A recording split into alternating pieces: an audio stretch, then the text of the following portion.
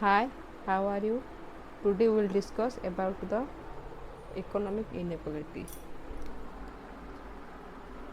To secure economic justice is the primary objective of Indian state. The Constitution of India gives its first priority among other objectives to be secure. In the 42nd Amendment Act, the incorporation of term socialism is clearly reflected the view that to secure the economic justice, fair distribution of wealth, and egalitarian society was the goal. Further, the directive principle of state policy or the part IV of the Constitution gives several directions to the Indian state to secure the objective of economic equality. To promote welfare for all people by securing a social order, promoted social, economic, political justice, to minimize the inequalities in income, status, facilities, and opportunity, and to secure adequate means of livelihood for all citizens, equitable distribution of material resource, prevention of concentration of wealth and means of production under few hands, and equal payment for equal work. The purpose of such provision has been to secure economic equality, which is vitally needed for making political equality more real and effective.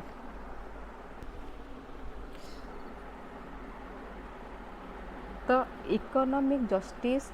माने एटा हूँ गोटे primary objective of all Indian state एटा हूँ गोटे प्राथमिक माने objective कार्य माने गोटे प्राथमिक ऑब्जेक्टिव हूँ कौन ऑब्जेक्टिव माने हूँ माने गोटे प्राथमिक माने फास्ट कार्य हूँ समस्त को सब इंडियन स्टेट्र प्राथमिक माने प्रथम कार्य हूँ समस्त को इकोनॉमिक इक्वालिटी इकोनॉमिक जस्टिस देवाई से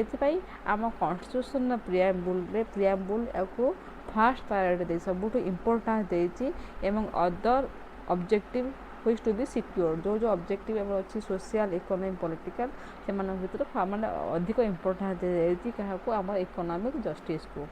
हाँ सेमती 42nd अमेंडमेंट एक्ट रे आम जो नुआ टर्म जो माने कॉर्पोरेट है कौटी प्रियाम्बुल गोटे सेकुलर सोशल तो सोशल जो सोशलिज्म इनकॉर्पोरेट है बा आड है एटा कौन पे आड है for economic justice fair distribution of wealth and egalitarian society एथिपाई इनकॉर्पोरेट है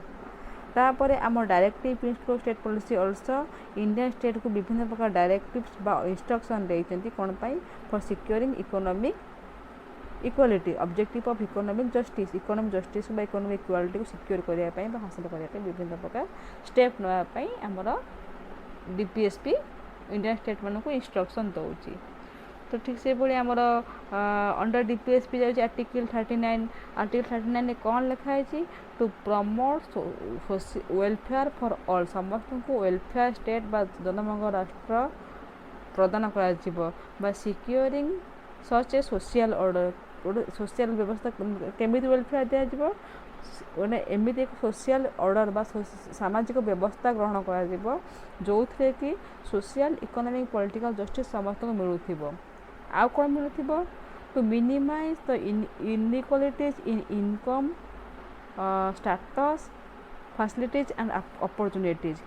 माने आम जो अच्छी लोक मान income status facilities and opportunity कौन बेसी किसी गैप नथिबो मिनिमम गैप थिबो मिनिमाइज कर इनइक्वालिटीज को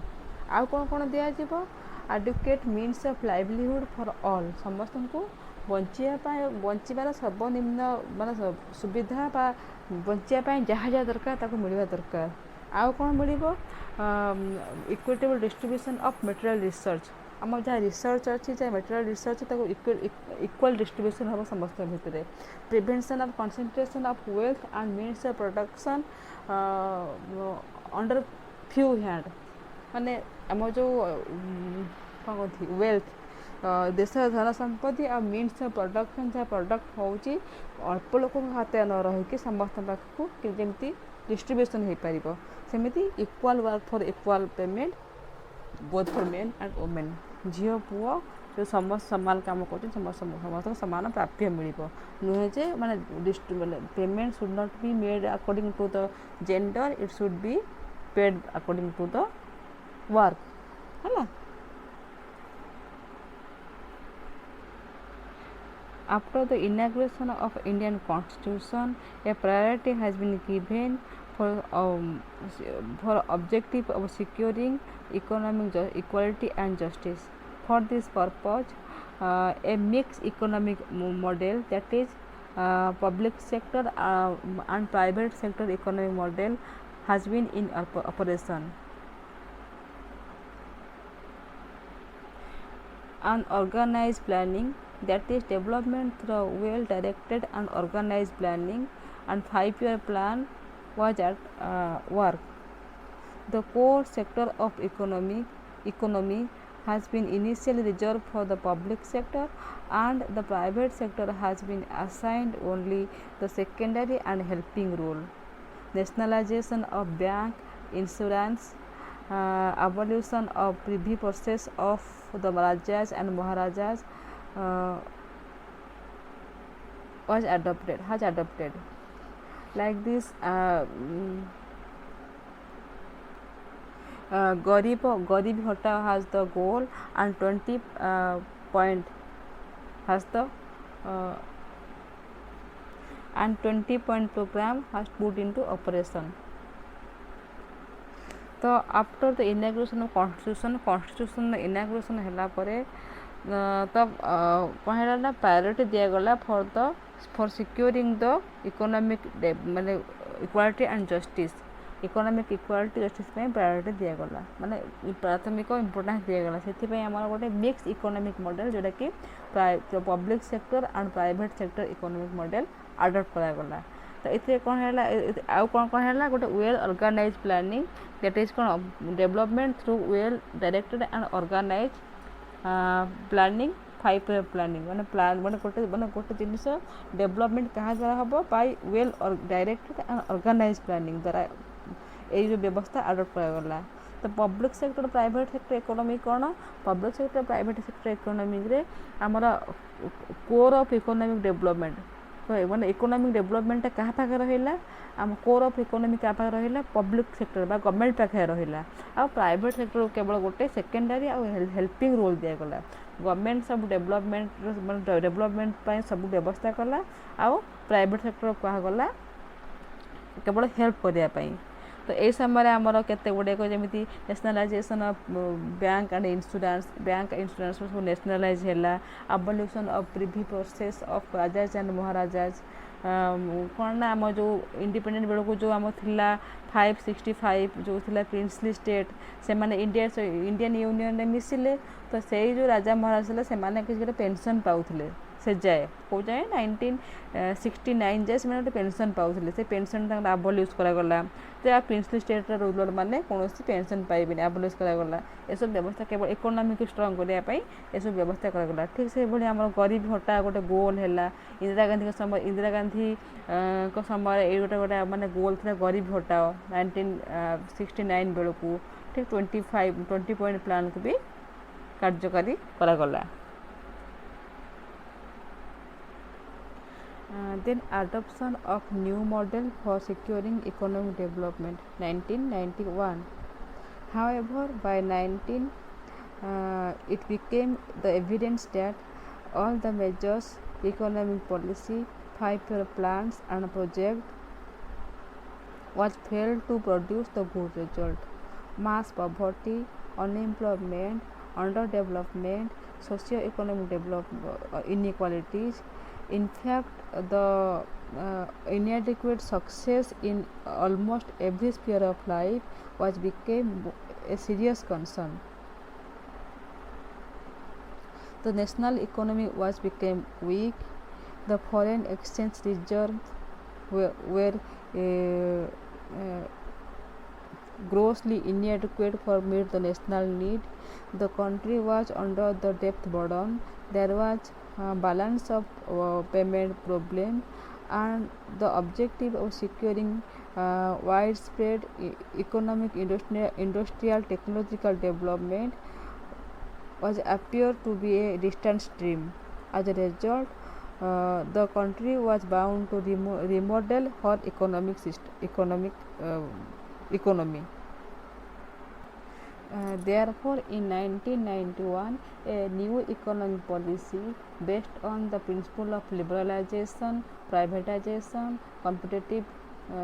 competitiveness, free trade, market economy, and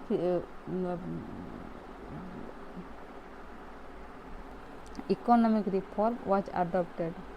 Almost all the public sector was virtually failed to produce good result. The state control economy was found unproductive. It was failed to generate the rapid economic, industrial, technological development. It was failed to decrease the mass poverty and unemployment. As a result, it was imperative to adopt consequently, it was imperative to adopt the economic liberalization, deregulation of private sector, disinvestment from public sector, deregulation of private sector, disinvestment from public sector, and other fiscal policy aimed at encouraging in internal and external competitiveness. Private public participation for rapid development was adopted as a model. The new economic policy gave a new health to Indian economy, and it started growing slowly but steadily. By the end of the Indian economic resurgence became visible. For the last 2 decades, the Indian economy has been steadily developing. Liberalization and privatization has been helping it for growth. The public-private partnership also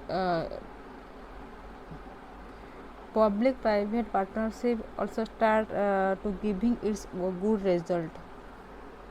Growth of information and technology has also given strength to the Indian economy.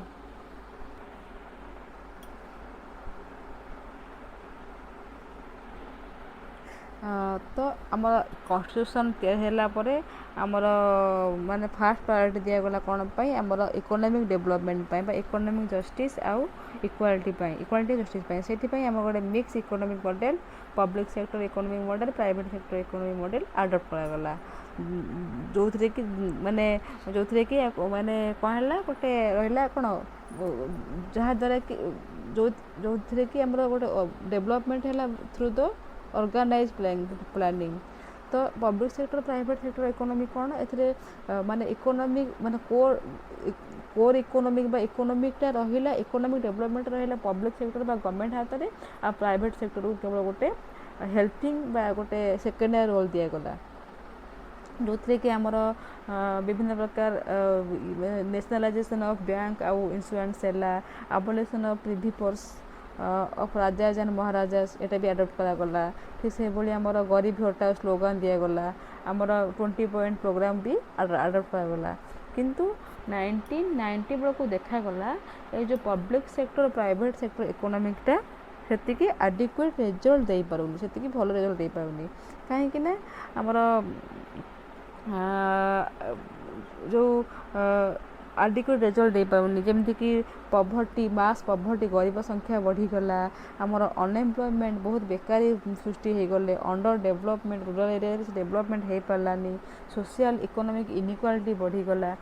ठीक से भाई माने life कौन spear माने जीवन कौन spear कौन स्तर में किसी सेमती आखि दृष्टि डेवलपमेंट देखागलानी ठीक से भाई आम कंट्री नेशनल इकोनोमीटा बहुत वीक हो गला फॉरेन एक्सचेंज रिजर्व बा जोटा थाए आम जो पैसा माने फॉरेन एक्सचेंज रिजर्व मीन्स आम जो नौ कहीं जब विदेश को जाती विदेश तो इंडियन रुपी चलबन ना तो विदेश को गला बेलू जो स्टेट को आम जो कंट्री को आम जा आमको से कंट्री से कंट्रीर रुपीज बा पैसा नाक पड़े तो से गुड़ा सब फॉरेन एक्सचेंज रिजर्व थाए सेटा भी इनएडिक्वेट है for meet the national need ठीक सेमती देश पूरा माना the country was under the depth burden देश बहुत पैसा ऋण करता वर्ल्ड बैंक रु तो ऋणर डेप्थ बर्डनटा बढ़ी जाइथिला सेमती बैलेंस ऑफ पेमेंट प्रॉब्लम भी होता तो आम जो स्वप्न था रैपिड इकोनॉमिक इंडस्ट्रियल डेवलपमेंट सेटा भी हो पारानी जहाँफल कंट्री बाध्य to remodel its economic system तर इकोनॉमिक सिस्टम को रिमॉडल करने तो 1991 रे और न्यू इकोनॉमिक पॉलिसी आसला जार बेसिस रहा liberalisation privatisation competitiveness free trade market economy and economic reform तो आगु तो माने प्रमाण होता माने 40 वर्ष भितर पब्लिक सेक्टर कौन डेवलपमेंट माने आमर रैपिड वर्चुअल किसी डेवलपमेंट कर माने एडिक्वेट रिजल्ट दे पार नथिला स्टेट कंट्रोल इकोनॉमी भी सेमिति अनप्रोडक्टिव देखागला मास पॉवर्टी अंडर डेवलपमेंट एगुड़ा सब दूर कर पारानी आम स्टेट कंट्रोल इकोनॉमी आमर रैपिड इंडस्ट्रियल इकोनॉमिक डेवलपमेंट भी हो पारानी जहाँफल गोटे नुआ इकोनॉमिक मॉडल आसला जोटा कि कौन बेस्ड ऑन सॉरी गोटे गोटे कौन इकोनॉमिक लिबरलाइजेशन आसला disinvestment of sorry deregulation of private sector कौन आम जो मिक्स्ड इकोनॉमिक ऑर्डर मॉडल कौन थी पब्लिक सेक्टर उपरे पब्लिक सेक्टर रे ही गवर्नमेंट पाखे इकोनॉमिक सिस्टम तो थिला प्राइवेट सेक्टर को केवल गोटे सेकेंडरी रोल दिया किंतु एबे जो नुआ इकोनॉमिक पॉलिसी आसला से आम प्राइवेट सेक्टर रे भी किसी इन्वेस्टमेंट किसी इन्वेस्टमेंट करि परिबा माने कौन से रेगुलेशन रहिलानी जे आम केवल पब्लिक सेक्टर इन्वेस्टमेंट कर प्राइवेट करें रेगुलेशन रहिलानी सेठी विभिन्न प्रकार फिस्कल पॉलिसी भी आसला आ सिस्टमटा कम्प्लीटली हेल्प कला for development of Indian economy तो ये जो पब्लिक प्राइवेट पार्टनरशिप इकोनॉमी मॉडलटा आसला एटा इकोनॉमिक इंडियन इकोनॉमी को गोटे न्यू स्ट्रेंथ देला आउ सिंस 2 डिकेड इंडियन इकोनॉमिक माने स्पीडली डेवलप करूची आउ माने आम जो पब्लिक प्राइवेट पार्टनरशिपटा बहुत हेल्पफुल होची for the development of Indian economy However, despite of such development, Indian economy has been facing several problems which should be absolutely eliminated from India. Let us discuss what is the problem to be faced by Indian economy. Number 1, population and poverty continues to limit the process of development, process of India's development at the economic power of the world. India is the second largest populous country of the world, and unemployment create mass poverty in India. So as a result, the population growth or the mass poverty is the main causes which limit the growth which limit the economic development of India. जेहेतु India हूँ पृथ्वीर second popular state बा जनबहुल state आउ एठी unemployment जो समस्त employed नुहति गोटे माने गोटे गरीबी सृष्टि होउची आउ से माने last number population and mass poverty Indian economic बा भारतीय अर्थनीति को डेवलप करबा बाटरे गोटे बड़ हिंड्रांस बा गोटे बड़ बाधा सृष्टि करूची secondly unemployment and mass poverty has been together act as the increasing conflict and violation in Indian society and polity. जेहेतु इंडियन सोसाइटी आम अनएम्प्लॉयमेंट बहुत अच्छा मास पॉवर्टी अच्छा पॉपुलेशन जेहेतु अधिक एम्प्लॉयमेंट से अनुसार ना जेहेतु एम्प्लॉयमेंट ना मास पॉवर्टी बढ़ुची माने एटा गोटे माने मेन कारण जो कि आम कौन for the increasing conflict in society and politics जो सोसाइटी कॉन्फ्लिक्ट हो झगड़ा हो पॉलिटिक्स से कॉन्फ्लिक्ट होता मेन रोल प्ले कर मास पॉवर्टी और unemployment thirdly economic inequalities has the main responsibility for giving rise to harmful practice of sale and purchase of vote in election. The poverty is compelling the poor to sell their vote, and the prosperity of the rich is unable to purchase the vote of the poor. So the economic factor is the basic responsible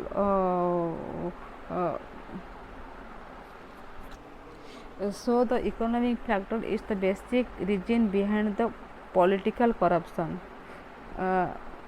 कौन जेहेतु माने economic inequality आम country रे अच्छी तो economic inequality has the main responsibility for the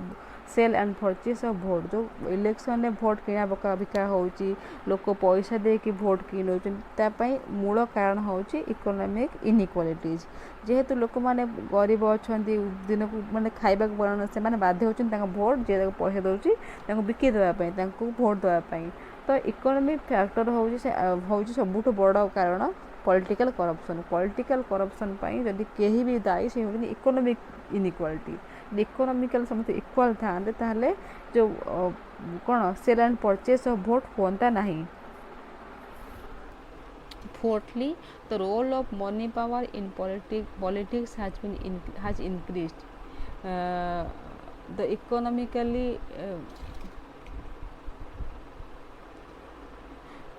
economically developed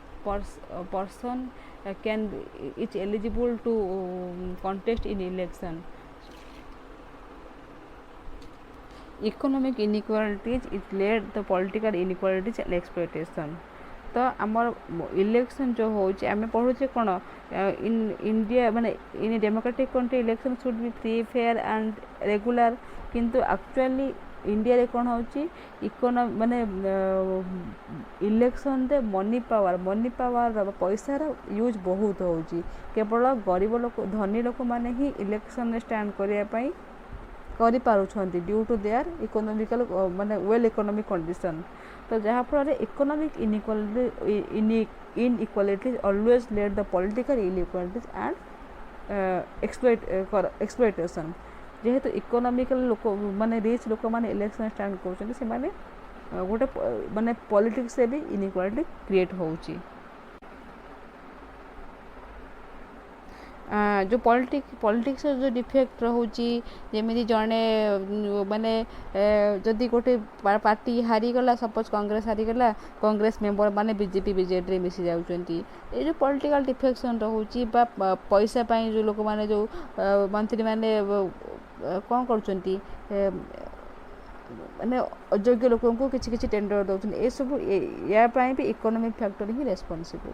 economic factor भी माने समान भाव responsible for the political defection. Sixthly, emergency of political corruption has been largely due to the economic factor. जो political corruption होची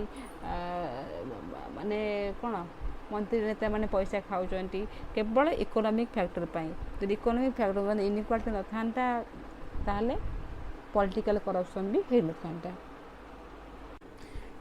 7. Criminalization in politics has also been a product of economic factor. Means purchase of vote, then murder for gain seat. Those are the criminal factor of politics which those are the product of economic factor. तो जो vote किना बिका होची आम जो politics रे माने power gain करिया पे लोक माने मर्डर कर पकुचंती ए सब गुडा कोन क्रिमिनल फैक्टर एगुडा को भी पॉलिटिक्स जो क्रिमिनलाइजेशन होची those are also the product of economic factor. 8. because of mass poverty and economic dependency, the poor people do not go forward for cast their vote in election. Thus, the people participation in Indian democracy has remained limited and directionless. In the country like India, where some people, due to the mass poverty, some people could not able to arrange two times of meal for a day. So in India, some people or some poor people do not cast their vote because they knew that cast the vote in election is a time taking process. India भली गोटे माने दरिद्र राज्य जो poverty माने गरीबी बहुत एमती भी किसी लोक अच्छा जो मैंने कि दुई दिमुठा मैंने गोटे दिन को दिमुठा खाद्य भी निजपाई अरेंज कर पारते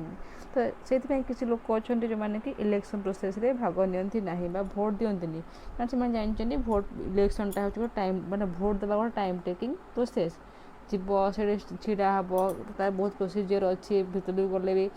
केत लोक को सामना कर जावाक पड़ो एटा तो टाइम टेकिंग प्रोसेस तो से मैंने इलेक्शन एति टाइम देवे तो से खाइबा किए देव so some people do not cast their vote in election as a result in India माने people's participation has very limited and directionless. 9. Overall economic underdevelopment is continues to act as a big hindrance for the development of Indian democracy as a developed system of government. 10. A big and harmful economic gap still exists between the urban people and rural people. Approximately 70% peoples are living in the rural area,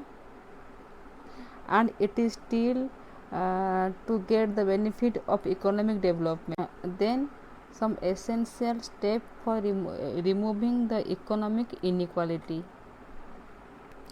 The need to meet the economic inequality constitute a major priority item of the national agenda of development.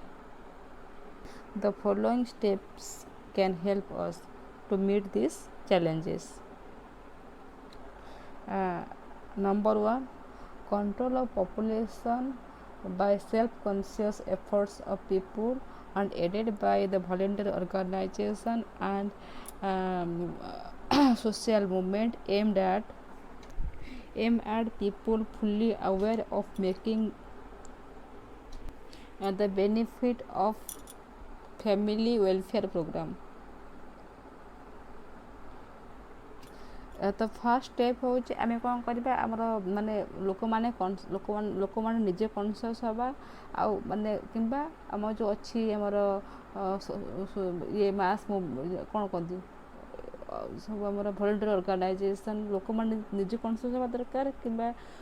Volunteer organisation जो आम अच्छी social movement हो जहाँद्वारा कि आमर population control हो पार fast मैंने population control is the fast responsibility of the economic inequality जब population अधिक अच्छी आमको काम मिलूनी अनएम्प्लॉयमेंट बढ़ुची पॉपुलेशन वांस कंट्रोल हम आम अनएम्प्लॉयमेंट कमिज